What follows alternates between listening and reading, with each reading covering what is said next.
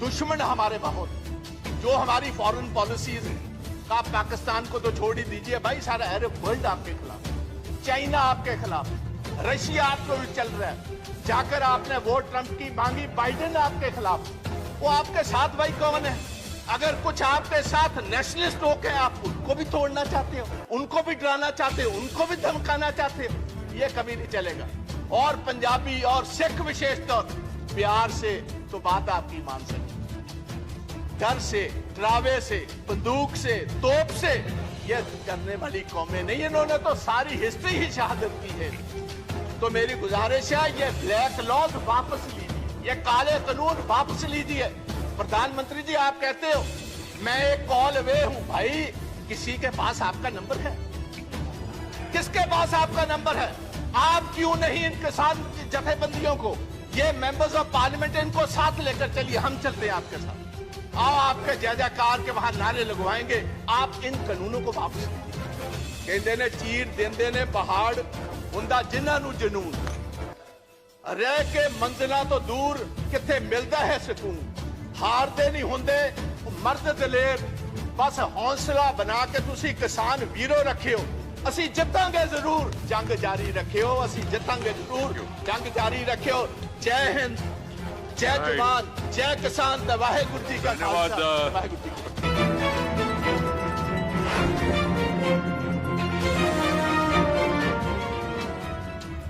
श्री प्रताप सिंह बाजवा जी पंजाबी में बोलेंगे। Thank you chairman साहब। थैंक यू चेयरमैन साहब।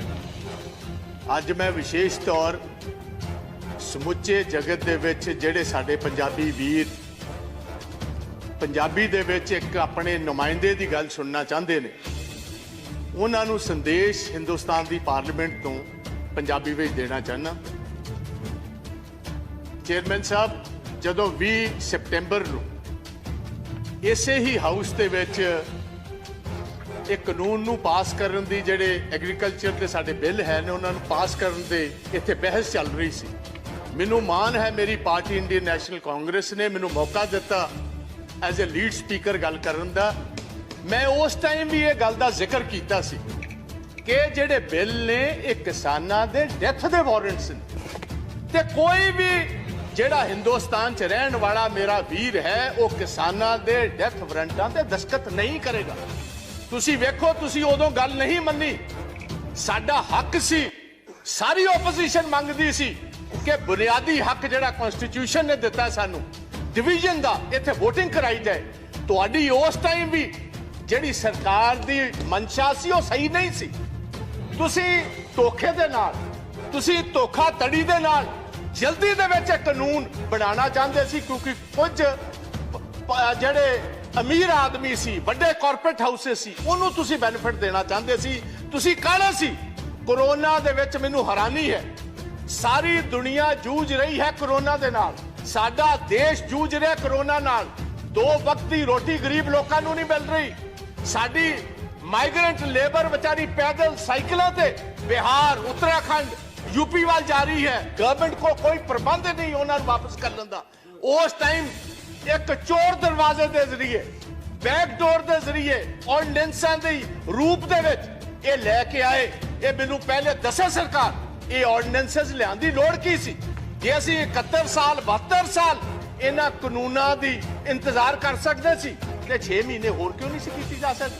इसे गल कारण अज मोदी साहब तुहाडी सरकार ते पंजाब दे, हरियाणे दे, वैस्टर्न यूपी दे, राजस्थान ते बाहर दे किसानां दा फेथ नहीं है, यकीन नहीं है।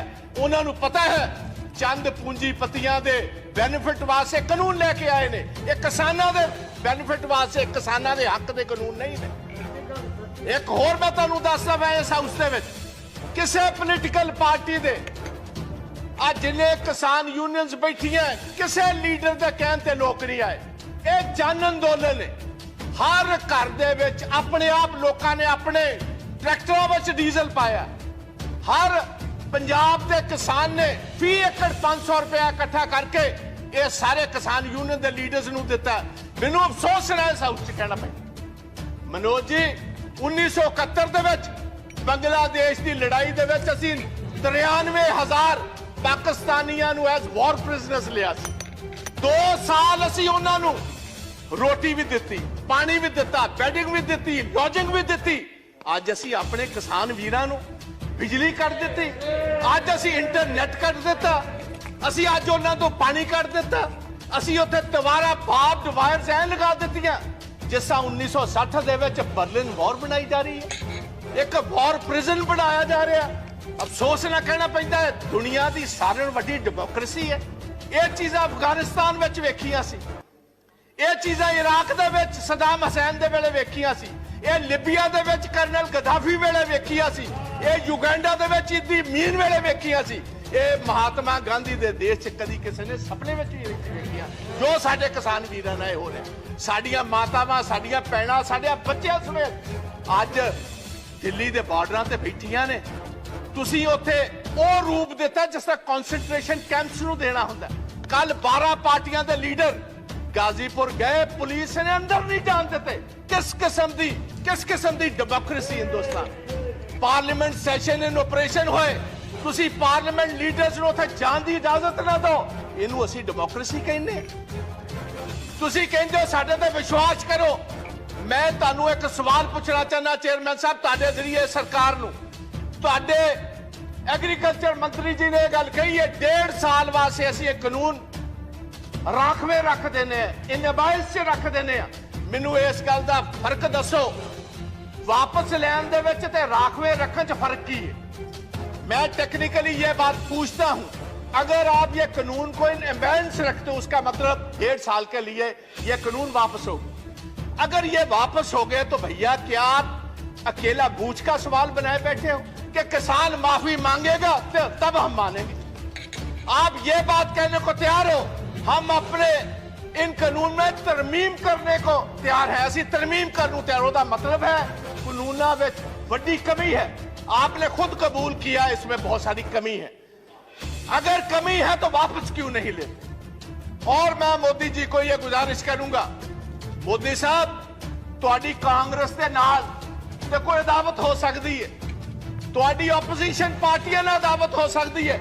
हिंदुस्तान का किसान ते ਉਹ ਜਿਹਨੇ ਤੁਹਾਨੂੰ ਵੋਟਾਂ ਪਾ ਕੇ ਕਾਮਯਾਬ ਕੀਤਾ, ਤੁਹਾਡੀ ਉਹਦੇ ਨਾਲ ਕੀ ਅਦਾਵਤ ਹੈ?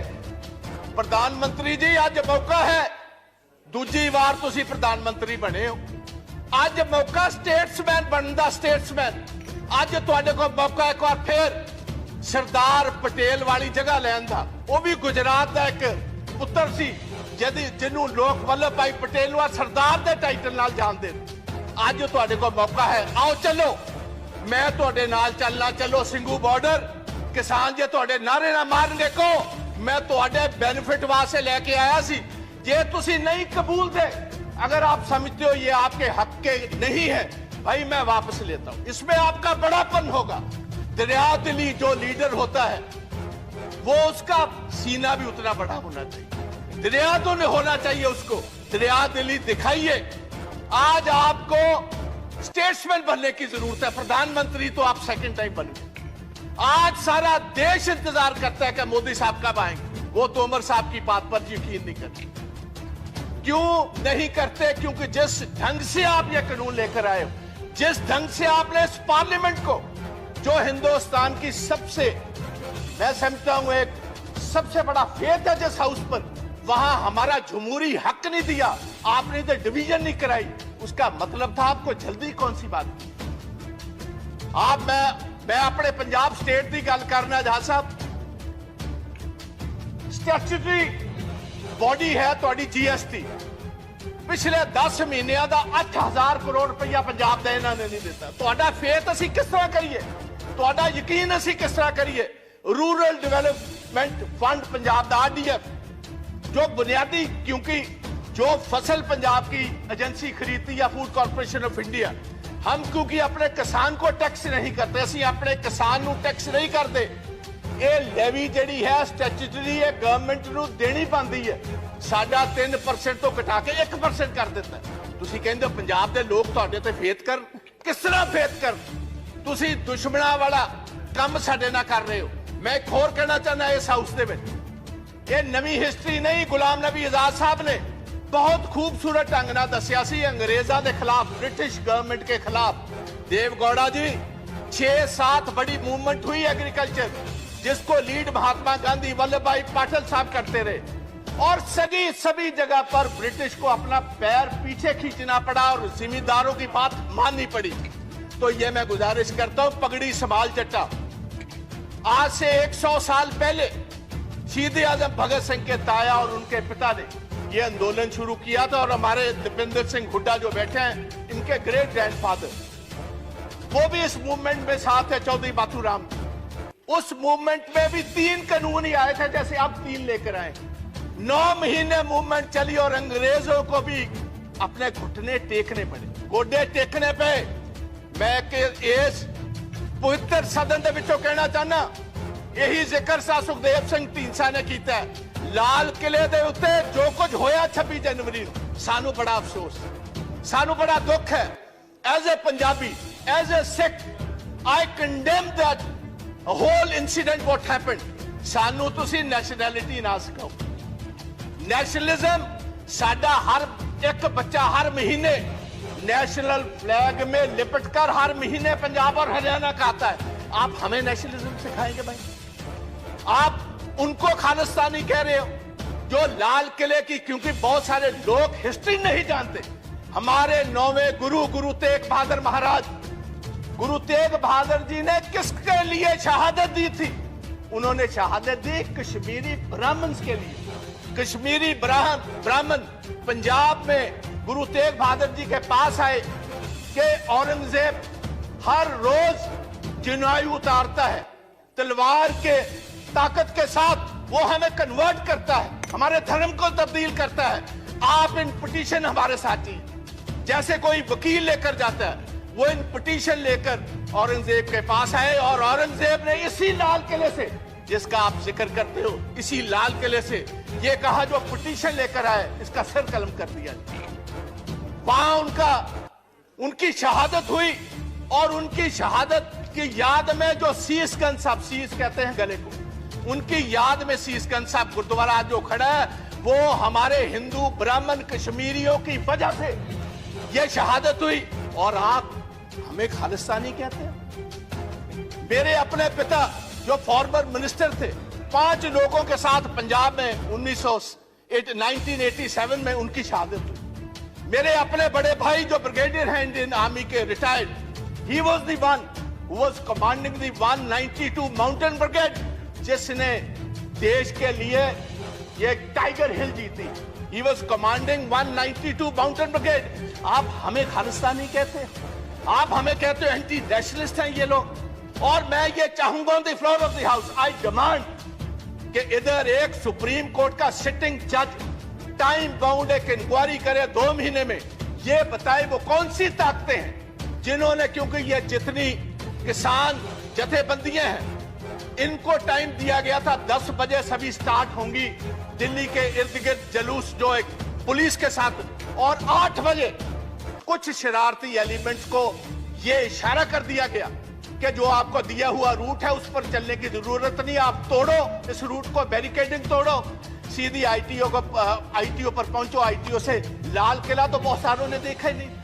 और एक ये भी बात मैं हाउस में बताना चाहता हूं, वो भैया ये लाल किले जिसकी आप बात करते हो, ये जिस आपको पता मुगल राज में ये स्थापित हुआ है, और 300 साल पहले जो गुरु तेग बहादुर जी की कुर्बानी है, उसके बाद गुरु गोविंद सिंह महाराज, उनके 2 बड़े साहबजादे शहीद हुए। छोटे 2 साहबजादों को जिंदा दीवारों में चिन दिया गया। अगर गुरु गोविंद ना होते, इस देश की एक शक्ल ही और होती। आप हमें कह रहे हो, किसी को गद्दार कह रहे हो, किसी को आप एंटी नेशनल कह रहे हो। पहले सोचना, और ऐसा मैं गुजारिश करना चाहूंगा गवर्नमेंट, ऐसा काम मत करो। दोस्त दुश्मन हमारे बहुत, जो हमारी फॉरेन पॉलिसीज है, आप पाकिस्तान को तो छोड़ ही दीजिए भाई, सारा अरब वर्ल्ड आपके खिलाफ, चाइना आपके खिलाफ, रशिया आपको उल्ट चल रहा है। जाकर आपने वोट ट्रंप की मांगी, बाइडेन आपके खिलाफ। वो आपके साथ भाई कौन है? अगर कुछ आपके साथ नेशनलिस्ट लोग हैं, आप उनको भी तोड़ना चाहते हो, उनको भी डराना चाहते हो, उनको भी धमकाना चाहते हो, ये कभी नहीं चलेगा। और पंजाबी और सिख विशेष तौर प्यार से तो बात आपकी मान सके। डर से, डरावे से, बंदूक से, तोप से ये डरने वाली कौमें नहीं, इन्होंने तो सारी हिस्ट्री ही शहादत की है। तो मेरी गुजारिश है ये ब्लैक लॉज वापस लीजिए, ये काले कानून वापस लीजिए। प्रधानमंत्री जी आप कहते हो मैं एक कॉल अवे हूं, भाई किसी के पास आपका नंबर है? किसके पास आपका नंबर है? आप क्यों नहीं इन किसान जथेबंदियों को, ये मेंबर्स ऑफ पार्लियामेंट, इनको साथ लेकर चलिए, हम चलते हैं आपके साथ। आओ आपके जय जयकार के वहां नारे लगवाएंगे। आप इन कानूनों को वापस लीजिए। आप 1.5 साल के बाद नए कानून लाइए, सिलेक्ट कमेटी में भेजिए।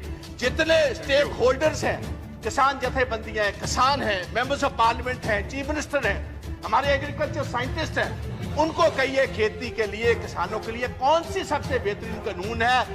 कॉर्पोरेट्स के लिए नहीं, कॉर्पोरेट्स को हम बेनिफिट नहीं देंगे, हम किसानों के बेनिफिट के लिए कानून लाओ, हम आगे होकर आपकी मदद करेंगे। आओ एक नई इतिहास की सृजना करें। मैं इतना ही कहता हुआ एक लास्ट में जस्ट थैंक यू धन्यवाद एक बस मैंने किसानों के लिए, पंजाब के किसानों के लिए एक छोटी सी कविता लिखी है, वो पढ़कर इजाजत ले लूंगा। कहते ने चीर देंदे ने पहाड़ हुंदा जिन्हां नूं जनून, रह के मंजिला तो दूर किथे मिलता है सुकून, हारदे नहीं हुंदे मर्द दलेर, बस हौसला बना के तुसी किसान वीरो रखियो, असी जितांगे जरूर, जंग जारी रखियो, असी जितांगे जरूर, जंग जारी रखियो। जय हिंद, जय जवान, जय किसान, ते वाहेगुरु जी का धन्यवाद। खालसा, वाहेगुरु जी की फतेह। प्रताप सिंह बाजवा जी तुसी अपनी भाषा विच बोलिया, धन्यवाद। Your language, our language. Sri Rakesh Sinha ji.